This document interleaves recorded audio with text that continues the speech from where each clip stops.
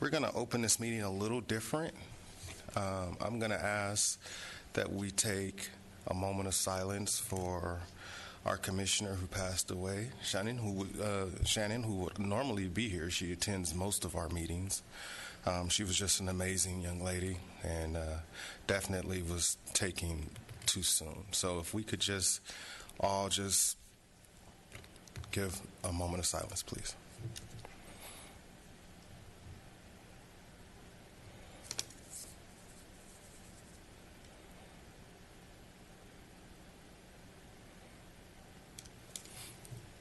Thank you.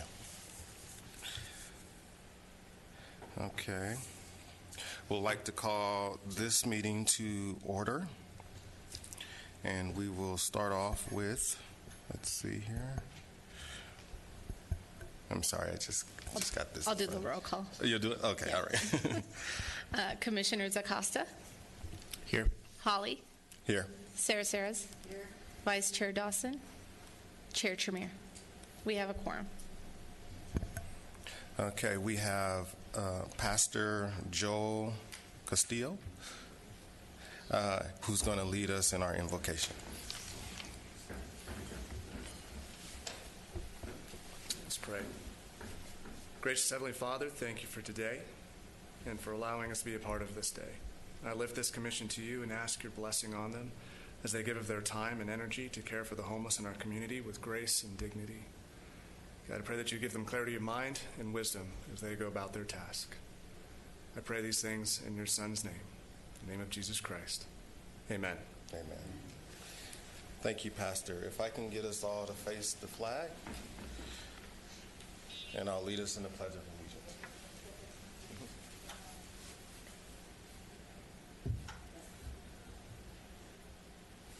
I pledge allegiance to the flag of the United States of America and to the republic for which it stands, one nation, under God, indivisible, with liberty and justice for all. You may be seated.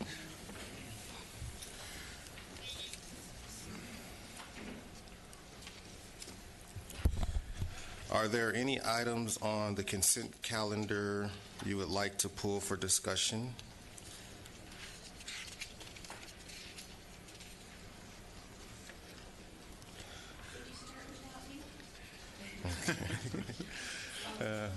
There she is.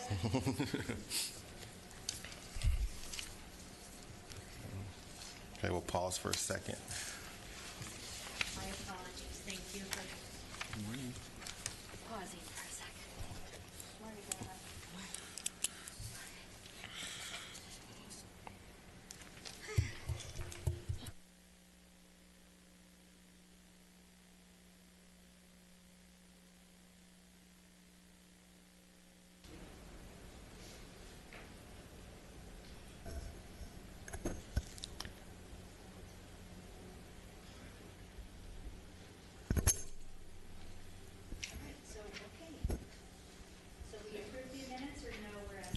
We're still asking. Okay. So do we have a motion and a second for the approval of the minutes? Okay. Second? Yeah, I'll second. All right. All those in favor?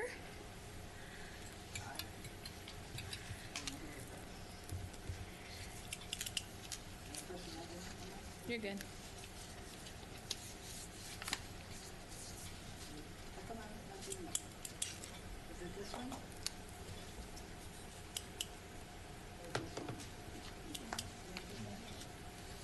She did it. Yeah. She voted. Okay. Yes. Just didn't show up. We got two Okay. yeses and abstain. All right, motion carried. Thank you. All right, so our first presentation today is, we have three presentations. Our 2019 homeless count numbers by community city, presented by Los Angeles Homeless Service Authority, Stephanie Wallahan, and Timothy Kirkconnell. Did I get that right? Kinda, sorta? I'm not Stephanie. No, I know that. I kind of figured that. That's why I asked. Well, you got Kirkconnell correct, so I Okay, good. appreciate that. Thank you. On behalf of Ms. Wallahan, I do want to apologize. She was called away by our Chief Programs Officer for this morning. So my colleague Nathan, who is our Senior GIS Specialist, will be able to discuss the information for the homeless count in her stead. But I just want to say, Commissioners, good morning. Good morning to the Lancaster team. I really want to thank you for the opportunity to come back and talk a little bit more and pick up from where we left off last time. So without much further ado, I'm going to hand the conversation over to my colleague Nathan, and we can carry from there. Sure. So I wanted to say that, thank you for having me. In the history of homeless counts, we've been recording the homeless numbers via census tracts. So numbers that come back are census tract based.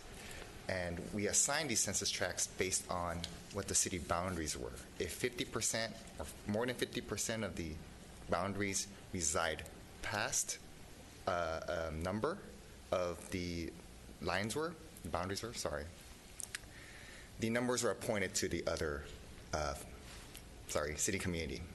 So as you can see in our presentation here, the image A is what we had previously from 2015 all the way to 2018. And that's the geographical boundaries, the city boundaries that we assigned the census tracts to. But as you can see for the image B, we've drawn in the correct city boundaries, and that's how we allocated the numbers to. Sorry. Can you speak just a little closer to the mic? Okay, or sorry. lift it I'm up? trying to That's look at all our right. image here. Sorry. No problem. So in image B is the newly 2019 homeless count geographic city boundaries. That's why the numbers look so different. As you can see, in 2016, 758 homeless were accounted for, but with the newly geographic boundaries, it is now 766. And currently in 2018's numbers, we have 1,076, and to the newly justified numbers, it is now 1,098. And using that same geographical boundaries, we are this year's 2019 numbers is 910. Do you have any questions?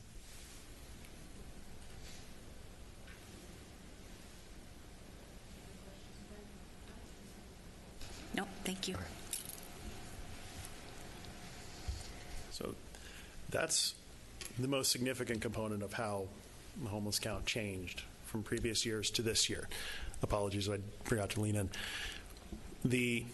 It does seem like there's a significant difference, and it's just worth pointing out that the previous year's numbers, even though on our dashboard will reflect the new geographical boundaries, numbers that were previously submitted for service providers or for cities will be considered accurate because that was the information that was available at the time.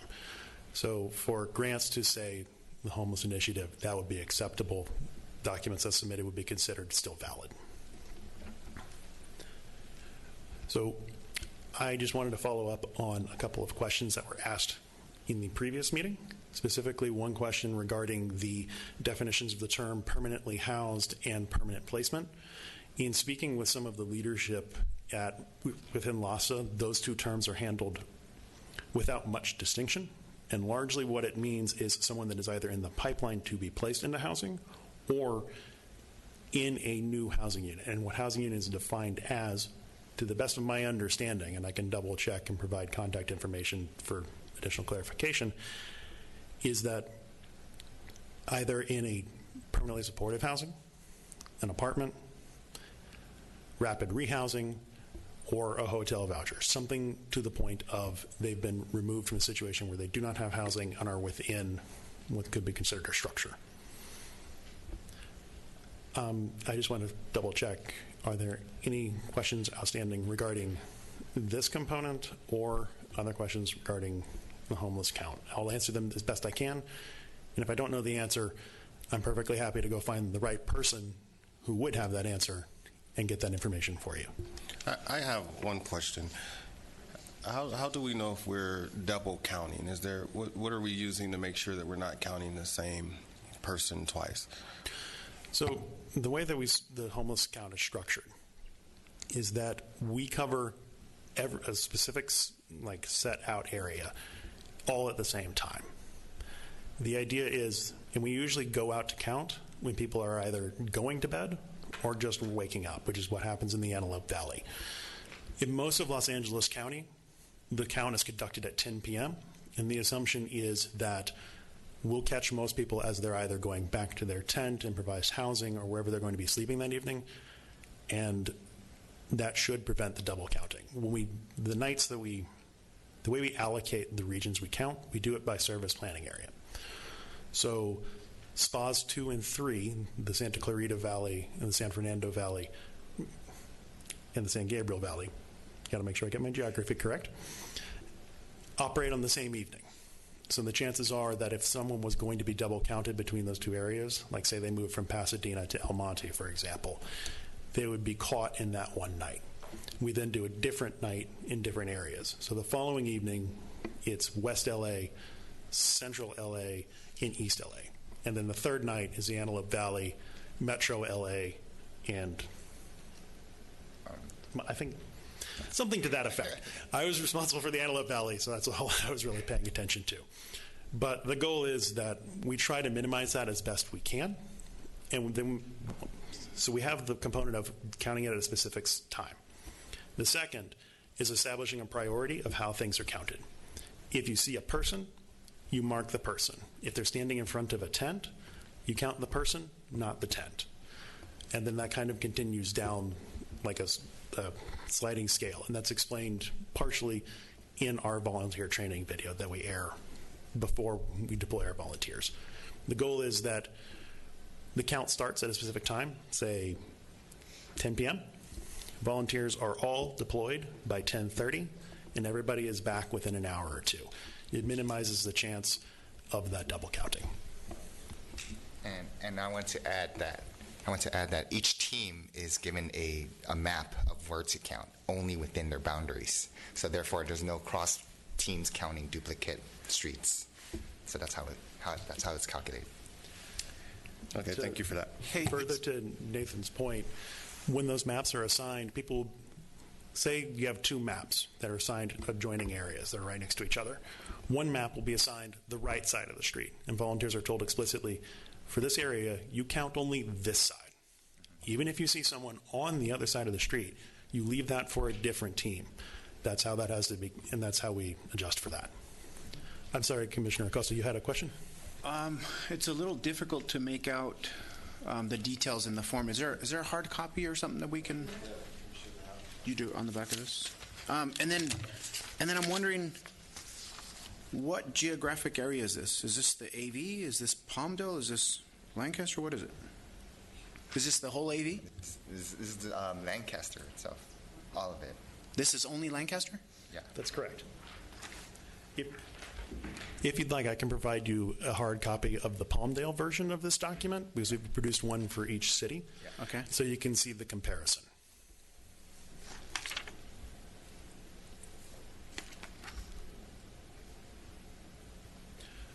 Just so, also for just clarification, edification, I've asked for an unincorporated area version of the same document so that there be the three components that could be looked at. Okay. Chair, if I may. I recall from our last meeting there was a desire from the Commission to have drill down information specific to the 910 individuals. Can we anticipate that today? Specifically the demographics. Right now we only have demographics for SPA 1, and the Commission asked that they be Lancaster specific. That way they would allow us to provide service and programs specific to our own homeless individuals as opposed to a regional. I don't think we have that detailed information to the city itself. We have it only for SPA-wide. Can we get that? I mean, is that? Not towards city community, no, because the data is very general. It's a whole SPA demographic. We don't have specific areas of that information. Expanded boundaries. I think we're questioning the 910. Seems really low. Like really, really low. Well, I think it's as accurate as the system is. And that's the best response that we've been given to date. But I think very importantly is we are attempting to create a plan that is locally responsive to provide solutions specifically for Lancaster residents. And we were hoping that the information we received today would help us to inform what those solutions and responses should be. We thought that was what we were going to receive. So I apologize to the commission. That's right. That's what I thought the presentation was going to be on. So. Sorry. Is it That's just available? Lancaster. Is it available? No. Okay. You did say that you had Palmdale, Yes. Palmdale's count with you. Do you have it today?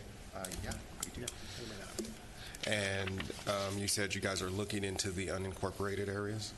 We haven't compiled it together, but we do have that information. Yes. Could you provide that to us as well? If you don't have it today, it's fine. If you could just give it to Ms. Chisholm, it'd Of be course. great. Yeah, I think that would be helpful. Tim, we'll put a packet together. We can work together and then share that on. Yeah. And that way it's a little more comprehensive. So the hard copies I have today are for Palmdale. The unincorporated document I do not have with me, and I do not have the electronic copy of that yet. But as soon as I have it, I'm more than happy to share and pass that along. Okay. Can I have just one moment to speak with my colleague? Absolutely. Sure. Thank you, Toy.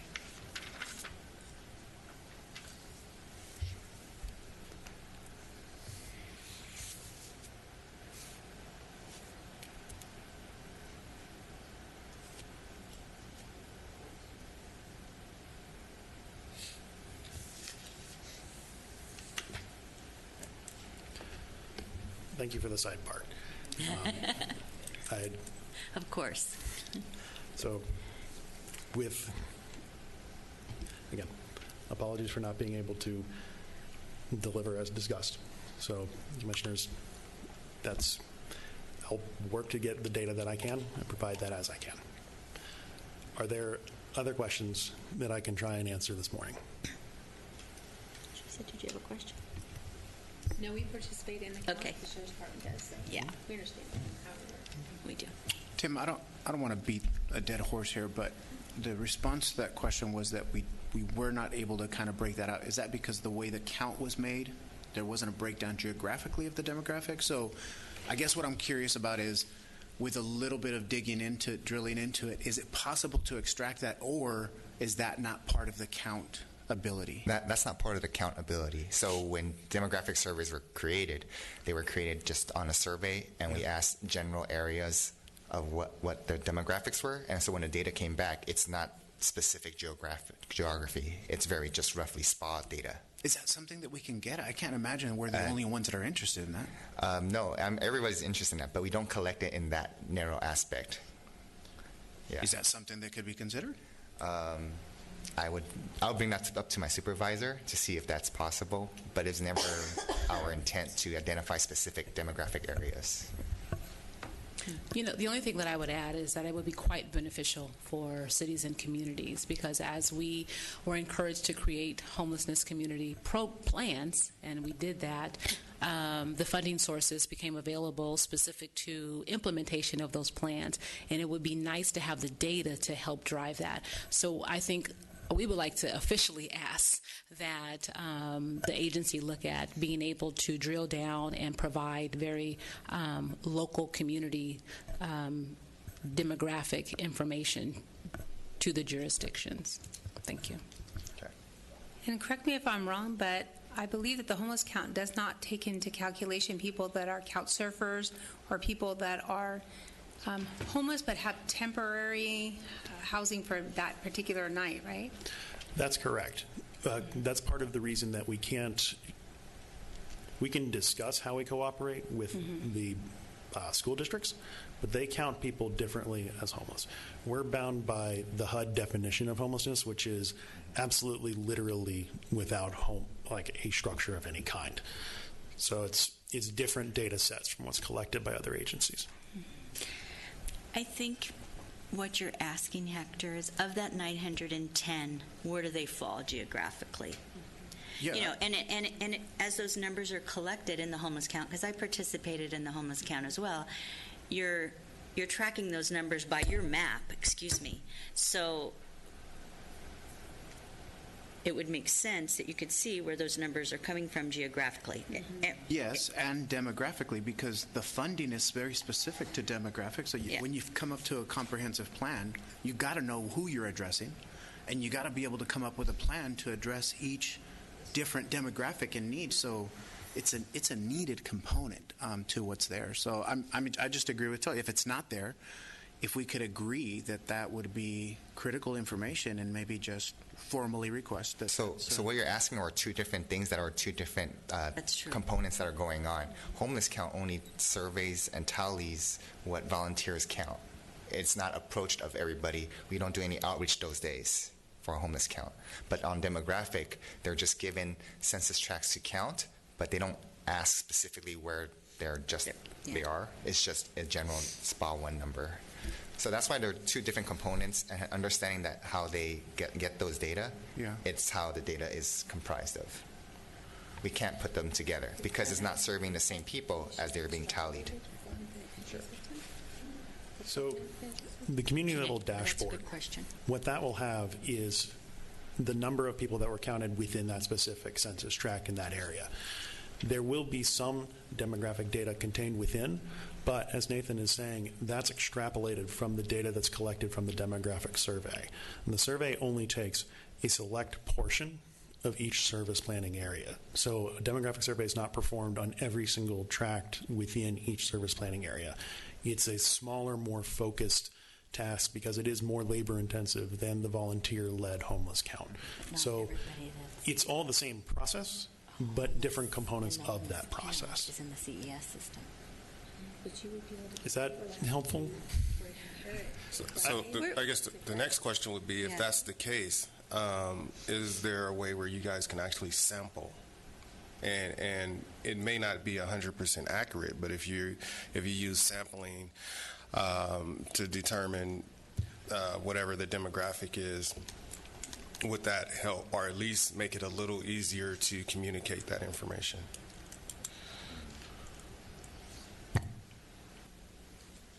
Do you have an answer to that? I'm sorry, I was coordinating with a different colleague for the next presentation. So Okay. if I could ask for a repeat of the question. Okay, so to simplify the question, is there a way that you guys can actually just do samples, like to determine the demographic? I mean, it wouldn't be 100% accurate, but at least gives us kind of a general idea of the demographic. Yeah, we don't randomly do or spontaneous ask to do surveys. It's only when it's asked of us to do the demographic survey component at a specific time. We don't send teams out there to do surveys on need basis, though. Teresa and I were just talking about, is there a way of gathering that data out of the CES system? So there is data in HMIS regarding that. I'm not the person to talk to about that because I'm mostly homeless count. But we can get Gotcha. back to you. I get that. Yeah, regarding that yeah. information. In answering those questions of the demographics, I think that's the source of where that data is going to come from.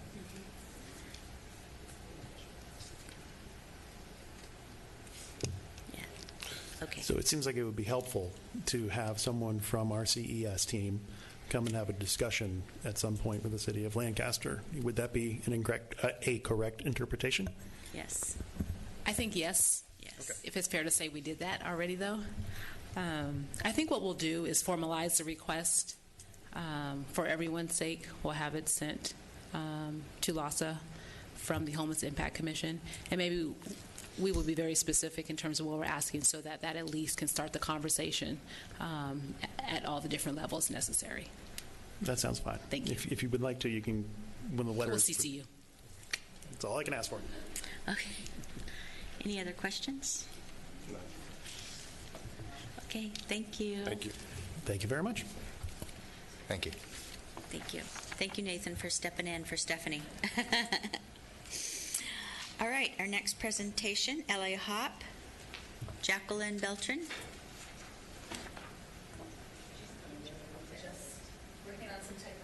Okay, okay.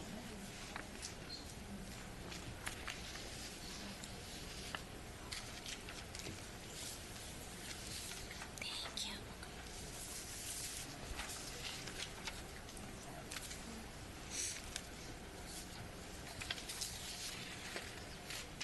Oh, thank you.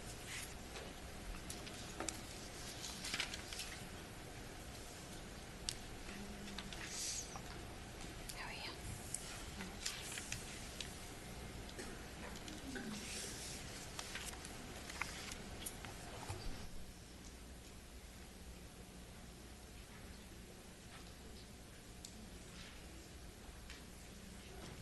Okay, we're going to jump to our third presentation while we're working on technical difficulties. Gotta love technology. So we're going to call on an update on our homeless impact study session from Melissa Varela.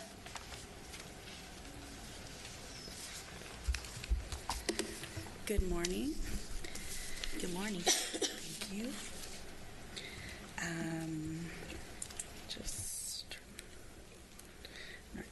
Well, good. Oh. Started to make noise, so I thought we might have another technical difficulty. My apologies. Good morning, Chairman Tremere and fellow commissioners.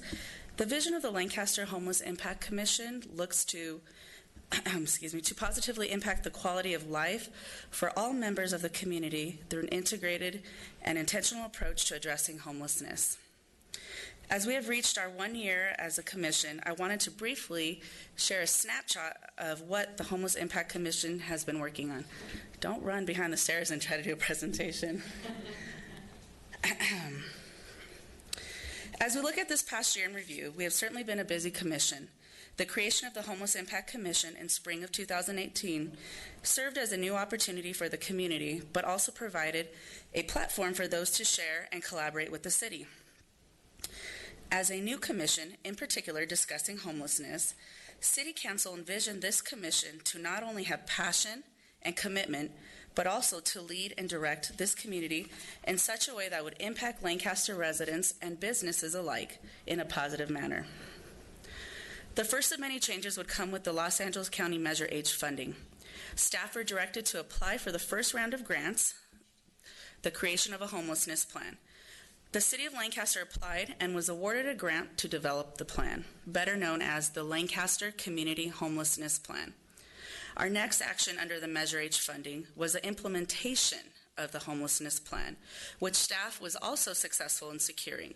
This grant would allow staff to implement action items that were identified in the Lancaster Community Homelessness Plan. Kensington Campus, a first of its kind, creates a permanent housing option for our most vulnerable. As well, through continued partnerships, we have and will continue to collaborate with Kensington staff in ensuring its success of its residents. As a commission, you have garnered meaningful relationships locally and regionally that will support our goals moving forward. As you will recall, our commission goals, partnership and collaboration, engagement and information, regional alignment, and community impact, developed to provide direction, allow us to track progress, and more importantly, ensure that we are positively impacting our community. These goals have guided staff and commissioners, ensuring that when action is taken, these remain the pillars to each decision. This past June, the Commission joined together in a study session to discuss and put a plan together of working action items for the new year that not only speak to our goals as a Commission, but also provide a blueprint moving forward. During the study session, we discussed the importance of filling the gaps by way of reducing duplicative services, as well as identifying services that are absent in our community. We discussed re-energizing and re-engaging. We spoke about and shared the passion and commitment that each of you have, and how we can channel that when working with our community. By re-engaging our community, we learn more, we gain trust, and are able to make sound decisions when we have items presented to the Commission. Lastly, we identified the importance of having a plan for the commission, not only that speaks to our commission goals, but is relevant to the needs of our community, setting priorities and focusing on such to provide a great impact. The study sessions proved to be successful in that we discussed, shared, and learned about each of the commission's priorities, as well as the community members who joined the conversation. We identified the top actions to be worked on this year. Lancaster 211. A Lancaster-specific concept to 211 LA that would be a one-stop shop for obtaining services and providing resources. Shared living. Researching and exploring options available for our most vulnerable to mutually live together for shared benefits. Lastly, we discussed grant funding. The Commission directed staff to continue to focus on grants that would support efforts to address homelessness here in Lancaster. In closing, as you all are aware, there are many parts to the subject of homelessness. However, no matter the barriers, goals and actions have to be set. More importantly, there must be commitment to each goal and each action, and have an understanding that this is an ongoing process that will not change overnight. Though with your leadership and direction, we can continue to impact Lancaster. Large or small, we are in this together. Thank you. Melissa, thank you, and thanks staff for really culminating all of our thoughts from the study session. Well done. We would like to ask you to email us that presentation. Absolutely. And the slides so that we have that recap for our information. Does anybody have any comments? No? I have one comment that I wanted to just also share with the Commission. One of our action items was to continue to look into grants, and I'm happy to announce to you that the City of Lancaster did receive, as part of the Measure H funding, $600,000 in grant. Yes, that's a big. This was part of LA County's implementation of cities who participated in the plan and developing a plan. Of 88 cities of LA County, only 41 participated, and Lancaster was one of those recipients as well. Nice work. Thank you. Great work. Thank you.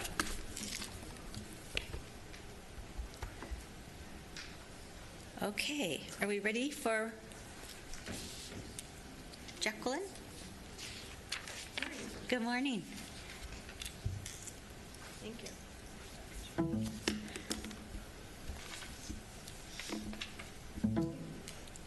Hi. Appreciate the wait for the technical difficulties. No problem. We've all had them.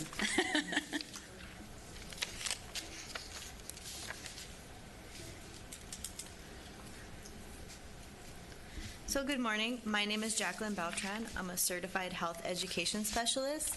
I'm also one of the CES outreach coordinators for LASA.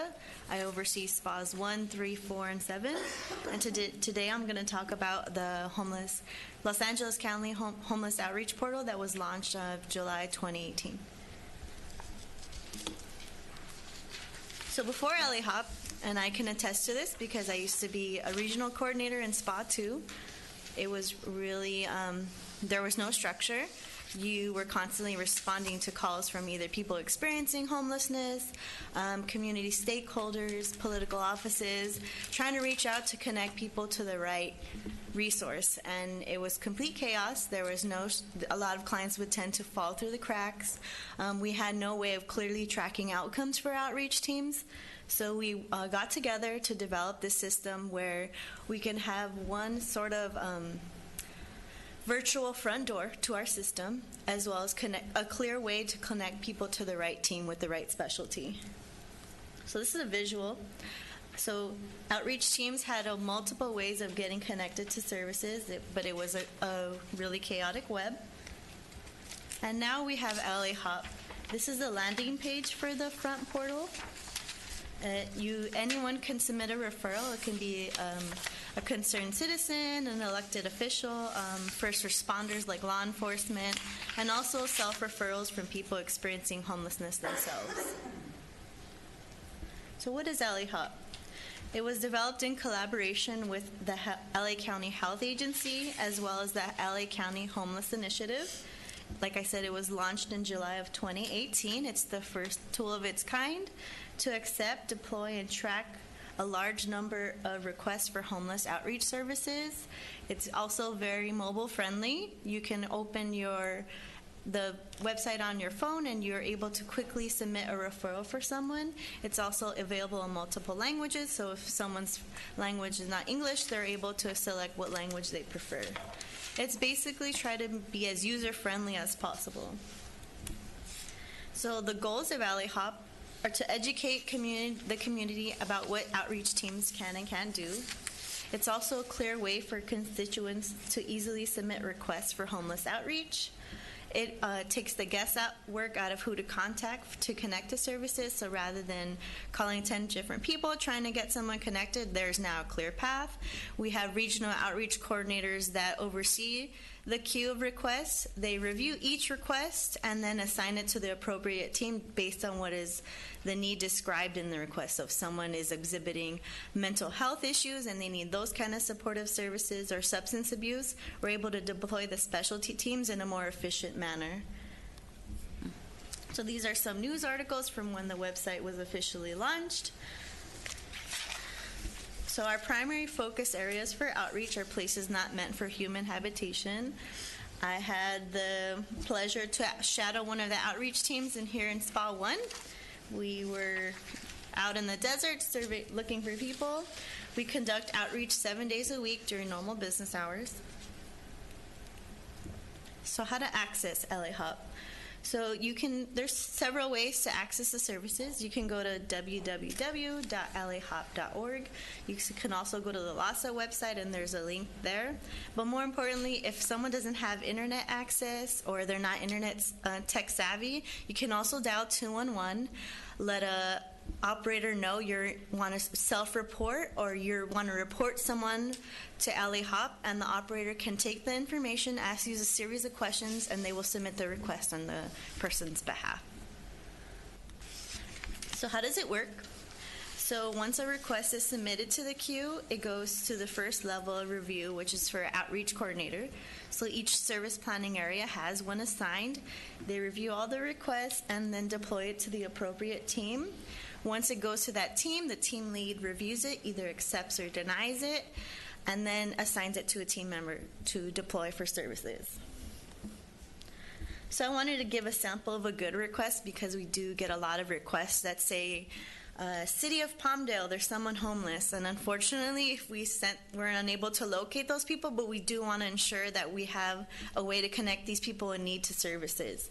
So it's in your sample, I won't go out, but it just gives a brief description of what the person looks like. It also talks about what does their encampment look like. Do they have a gray tent? Are they in a tarp? Or maybe they're sleeping in their car. Just a little more information so that when we are out there looking for someone, we're able to better locate them. So a bad request is someone just saying that they want a Section 8 voucher, which unfortunately LASA does not manage, but a lot of people are confused about that process. So just clear our expectations for what we can and can't assist with. So this is the impact. I filtered it to be specific for Service Planning Area 1. We've had a total of 181 requests within the past year. And it gives a breakdown of the demographics. Was contact made? Are they still active? And then also, I filtered it even further for the city of Lancaster. So we've had a total of 123 requests. And a further breakdown on the reason for the closure, who submitted the request, as well as the status of those tickets. So the impact, so a total of 46 requests have been assigned to LASA's homeless engagement team. 47 have been to multidisciplinary teams, so they could either be vets, specific to domestic violence, and any other subpopulation that we encounter. We also have 71 that were submitted to generalists, and one that was to our veteran partners here in Spa 1. So without data, opinions can fill in the knowledge gaps, perpetuate myths, support inefficient design, and ultimately perpetuate our homeless neighbors and homelessness. So I like to quote this W. Edward Deming, says, "Without data, you're just another person with an opinion." So a few important things to note about the system. So people, like I said earlier, people can refer themselves. It doesn't just have to be a concerned citizen. All outreach services are voluntary. We do try and be person-centered and go along with what the person wants. Sometimes their goals are different than ours, but we try and work with them and meet them in the middle. Crime or illegal activity is not within our scope of work. We do try and refer that to law enforcement to ensure if there are any safety issues that our outreach workers are not in that way. Medical or mental health emergency, if someone is experiencing a mental health or medical crisis, we are not the team to call. We support with light a review in the field, but also ultimately we do try and connect those to the direct service provider. It does not replace the need to know in HMIS, so we have all our teams document all of this information in AlleyHop as well as HMIS. So AlleyHop also has the ability to send follow-up emails, so if you submit a request, it sends you a confirmation email saying that we received the request. Once the request is closed out, we also send you a follow-up email saying that the request has been closed. Unfortunately, for our privacy policies, we don't provide service updates, but we are able to tell you if we received the request and if it was assigned to an outreach worker. And like I said before, we can also have those people call 211 if they are trying to get connected to services and they have no internet access. So, happy alley hopping. Do you guys have any questions for me? It's awesome. I have one question about, and I know, I think you just answered it, but a bad request when you talked about Section 8 vouchers. So it's not something that you have that connectivity to that. Do you refer them? How do you handle those? So for those kind of requests, we first start off with clarifying that housing is a process. It's not an immediate service that we can provide. And then we inform them of all the other housing services that we can connect them to, and just basically develop a housing plan based on that information and whatever comes from those conversations. I have a question. What does it mean when you say you have 18 days for completion? 18 days to completion? You mentioned it. What page is that on? Probably to be proactive and close it. So we have teams attempt several requests before we close it out. We try to deploy as soon as possible to make the first contact, but then we still try and go out again if we're not able to make contact that first time. So that lag time is why it throws off the skew and the closed days numbers, because we're making several attempts to try and contact the person. So is it that? Just, I don't think I'm really clear still. So is it that from the time that you receive the referral and you attempt to make the initial contact, you have 18 days to make that? So the 18 days is how long the ticket was open within our system. SPA 1 is a little special because we have a few outlier requests that throw off the data. So if we remove those outliers, the days actually is like 7 or 8 before we're closing out requests. The outlier skews the average and makes it look like we're taking 18 days to make contact, but that's not the case. I'm sorry. Yes. Can I, just for clarification, because I think I know where Commissioner Hawley is going, maybe we ask the question, from the day I personally make a request or a resident does, is it 18 days before an outreach worker connects with that person? No.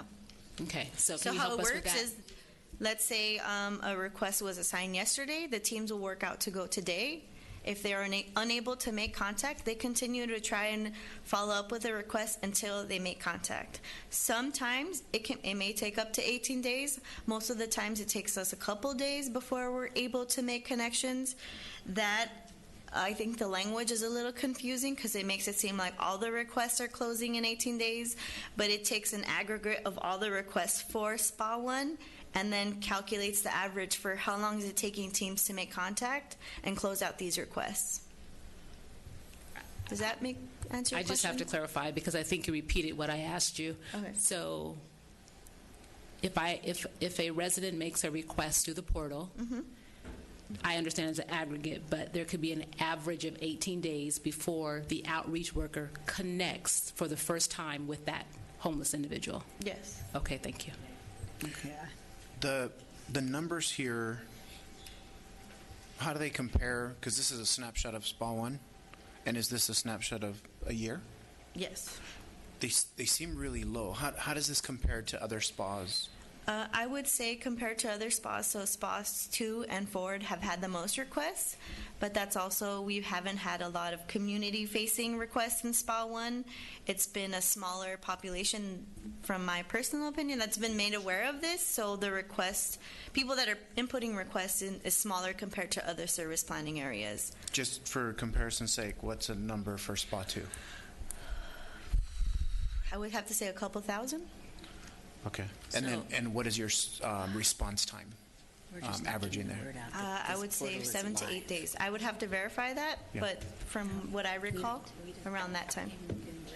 Yeah, that's it. I think it's a matter of community awareness and how we, as a commission, can work to help promote the public awareness of how to use this portal. People don't know about it yet here. I think that's the big piece. I also brought marketing materials for LA Hop to share with you guys, so if you want to share those out with the colleagues. Okay. Yeah. I have a question. Yes. On your 211 number, phone number for the people that don't have computers and so forth, is that a 24/7 phone number Yes, to that's use? the county number to resource use and referral line. for 24/7, okay.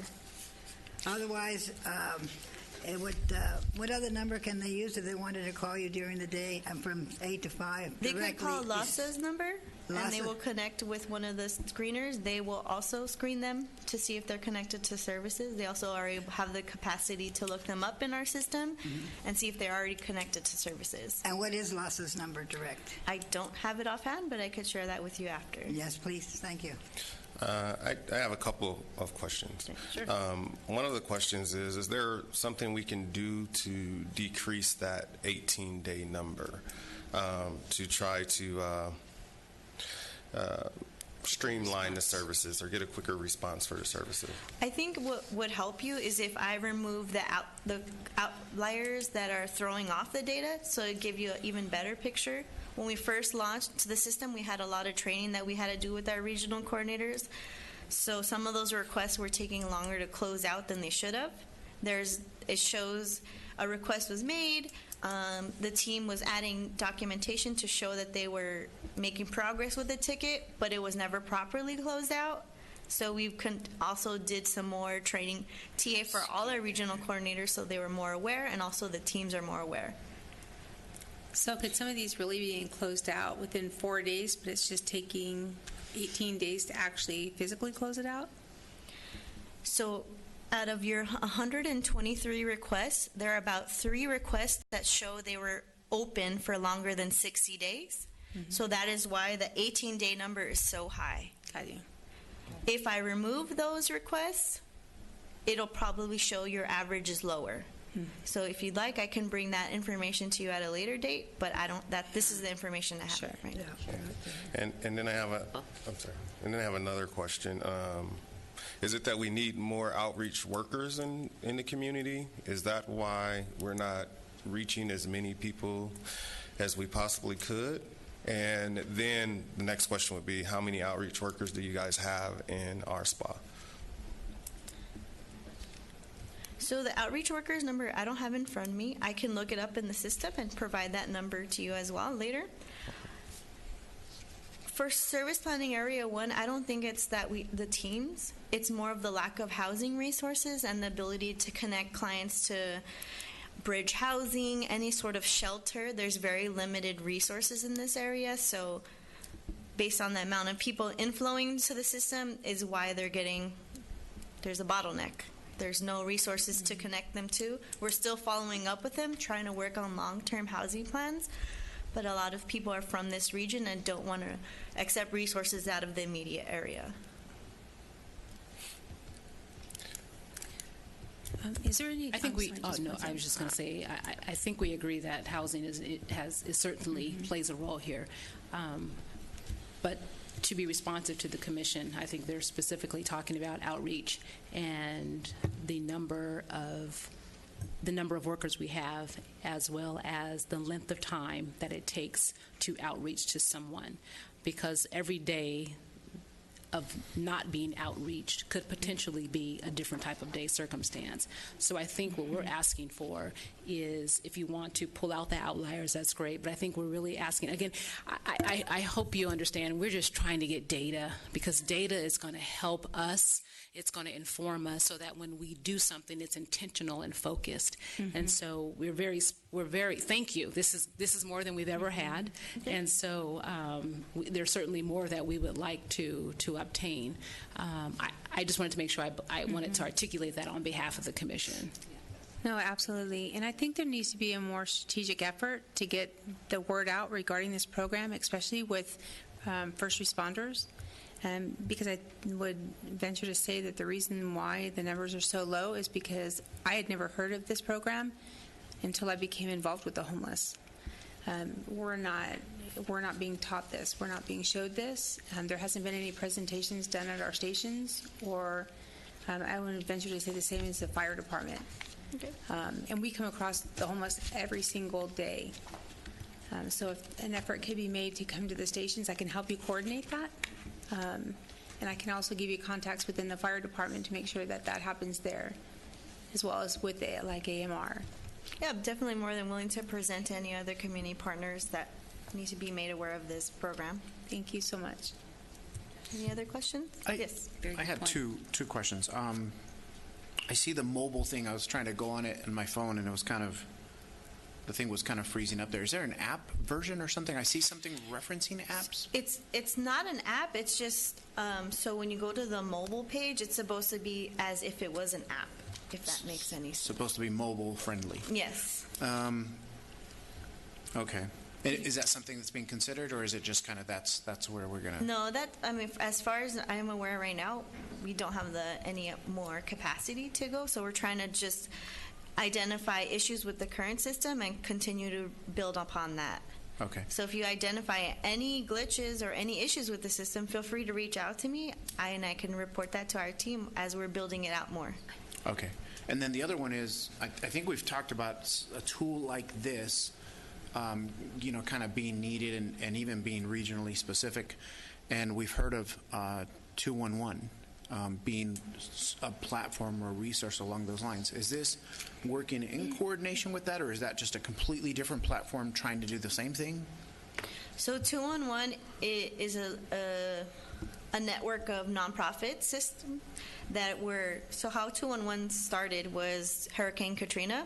They developed 211s in New Orleans, and then they expanded it nationwide. So each county has a 211. If you can dial 211 and you're in a rural area, it'll connect you to the 211 that's nearest to where the cell tower from where you're pinging from. So that system has already been in place. We were partnering with them to develop this, and so they agreed to kind of support by offering their services for connecting clients. If they dial in, 211 has a lot of calls for clients that are interested in some sort of housing resources, and that would be a way to connect them as well. Okay. I'm familiar with the broad sense of 211, but is this ringing a bell to anybody? The homeless 211 kind of component that I think it was like an app or something. Somebody came and did a presentation on it. Is that ringing a bell to anybody? Because we were trying to figure out if there was some way to do something specific to the region, because you would basically drown in services for like LA that's kind of not accessible, right, to the folks here. So we were looking at that piece. So this is a very specific resource to homelessness. I'm wondering if that piece is something that's working together with LA Hop, which sounds very similar. So I know we were originally partnering with them to help develop LA Hop, and then we decided our partnership was going to be limited to them just being able to import into the system, but I'm not aware of any other system. Okay. Okay. I think the ultimate goal is we want to connect the community to the resource.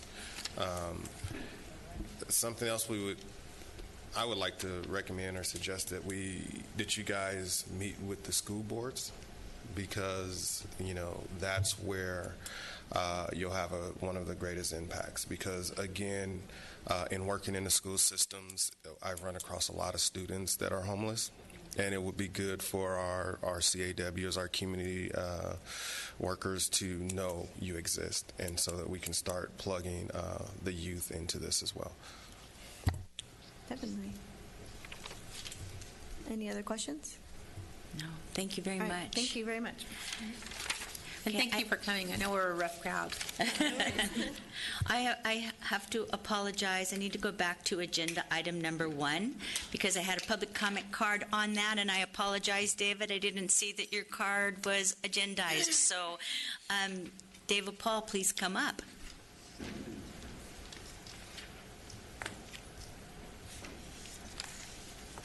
Chair Tremere, Vice Chair, and Commissioners, good morning. I apologize in advance if I get a little excited, because I sit here and I listen to this stuff, and I am the community, even though this is just my opinion.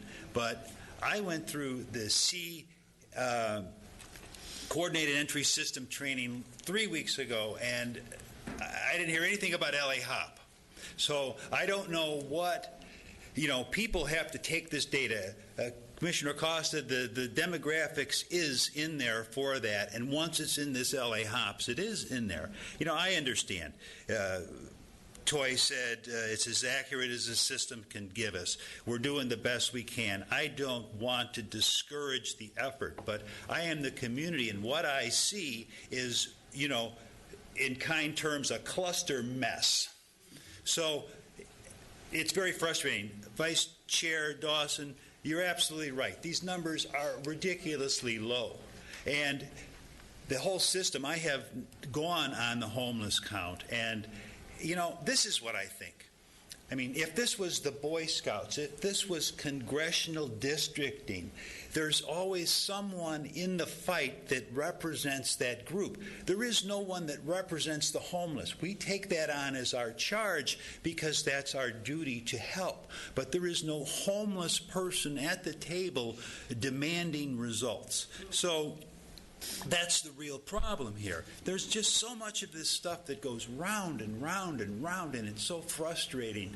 And I don't know what to do about it, because I spent the last year on the Homeless Commission trying to get the Coordinated Entry System people trained up on it, and now it's LA HOP. I don't know what's happening. What is going on with that? So we have to do a better job, and I appreciate what this group does. I appreciate what this city does. We're fighting a bureaucratic mess that is nearly impossible to untangle. Our world is in trouble. I appreciate the efforts we do. We have a New York City, another police officer committed suicide. There is mass despair in our world, and we have to help lift it up. And I want to be part of the uplifting, but I want to wrinkle out some of this confusion that just frustrates the public to no end, because what's happening. And then the last thing I want to talk about is this number.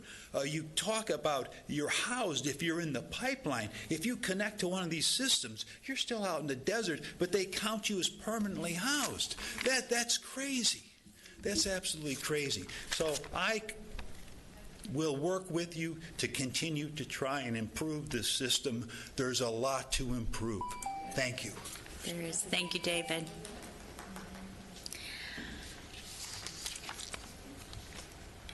Recording Secretary, your announcement. I don't have any other comment cards, but we do? Yes? No? No? Okay.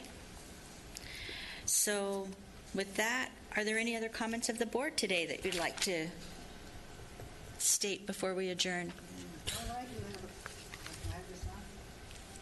I do have a comment to make. I'm also involved in other homeless commissions, and I'm also involved in the CA connection. And this is, of course, my opinion. It is heart-wrenching sometimes to go to all these meetings and we talk and we talk and we talk, and we give our ideas, and we implement all these things. And thank God today I got some good feedback getting that $600,000, because we work very hard. Well, I do anyway. I'm out there all over the place, and it's hard. It's hard to stay focused and try to do something for the public. And I also help with the homeless, and I see what they go through, and I see when they say thank you, and just like Salvation Army, and it's kind of nice now. Maybe now that we see a little bit of the money's coming into us, we'll see more fruitful things happening in the community. And I do think that, like we are trying to do here as a commission, start it within our own house, our own close-knit community. Then, once we get this done, then we can go out to the outer skirts of the city. But it's not easy, folks, but we need all your help. God bless you. Is that it? Okay. I think if we just stay focused and we looked at this not as a bureaucracy, but more as another tool that we can use to reach out to people that we might have missed. And if we can bring our first responders on board, if we bring on some of our other community partners, if we can get people to recognize this, we might identify more people that we haven't reached out through our other community partners. And so I think if we look at it like that, like there might be somebody that we might have missed through any other venue. Maybe they're not coming to us, but maybe a first responder might reach out to somebody because of a medical emergency, or even through maybe a law enforcement contact. So I think if we kind of reframe it, because I think being in this, it's very easy to get negative, it's very easy to get down, but you have to stay positive. If we don't stay positive and we don't start looking forward to the goal, we're not going to get there. We just got to reach for like something. Yes. You know, reach for. I mean, it's not going to be tomorrow, but I don't think that it's very easy to give up. You know, Right. So just stay positive. Just keep preaching. And I would just want to say thank you for your words. We all, every now and then, need to get kind of that jump start and that little kick to keep us going. This commission was formed exactly for what you mentioned, bringing together all these different aspects under one roof so that we can discuss and implement. I think that the city as a whole is moving in a positive direction towards homelessness. And I think, again, I'll echo what my friend here just stated, and that is that we're working on it. We're getting there. It's going to be one step at a time. It's not going to change overnight. And we may sometimes come off as a little gruff, but it's because we want results. We expect results. We were all placed in these positions because of what we bring to the table. And we're going to continue to be that way to get the results, because ultimately our community is what's going to be impacted and changed. You know, again, I think a while back it was mentioned that these are our family members too. You know, these are our neighbors too. So we're going to continue to fight and go in that direction. And again, we want to make sure that LA HOP is known to our school districts as well as to law enforcement, and so that we are actually pulling in those who need the help, because that number is extremely low. Thank you. Melissa, final comments? I did. On that positive note, I just wanted to share with everyone that Kensington campus, as we look to open Kensington in the next month, we have welcome kits that are available for community to purchase for the first 25 residents at Kensington campus, as well as several volunteering opportunities. If you'd like, you can visit our Lancaster Engage webpage at cityoflancasterca.org, Lancaster Engage, and you can find all the pertinent information there. Thank you. That was helpful information. Appreciate that. With that, I want to thank everyone for being here today, and our next meeting will be Thursday, September 19th, and we will adjourn today in memory of Shannon McDonald. Thank you.